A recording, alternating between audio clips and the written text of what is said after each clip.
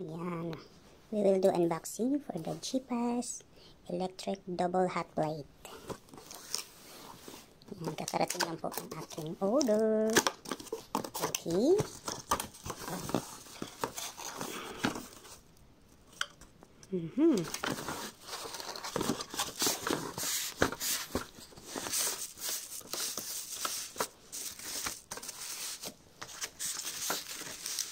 Yay! Ayan.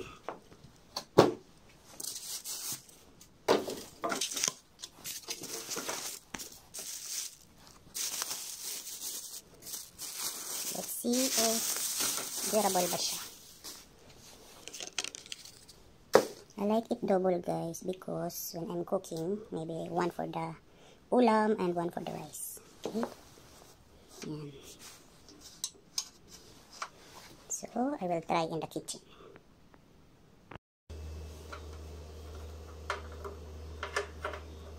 Mas prefer ko yung double burner para sabay ang ulam at ang kanin. Okay, now we will try.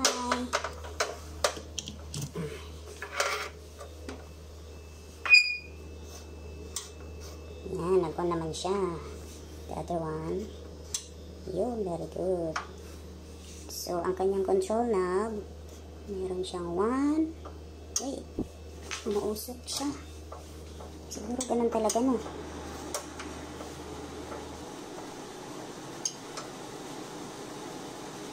Tingnan ko hanggang magbaga. Let's see hanggang it will turn red. So, I try this brand kasi the other brand na nabili ko, maybe 1 month lang nasira na. So, this brand I will try. How long it will take. So, okay.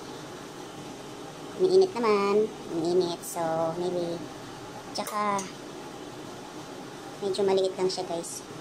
Hindi siya kumakain ng space. See, it's working. I love it.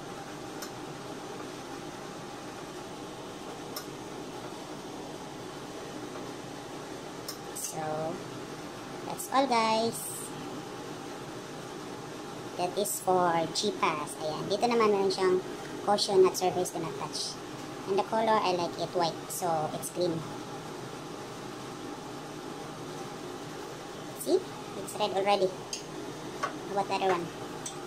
So, meaning mainit na siya. Mabilis siya uminit.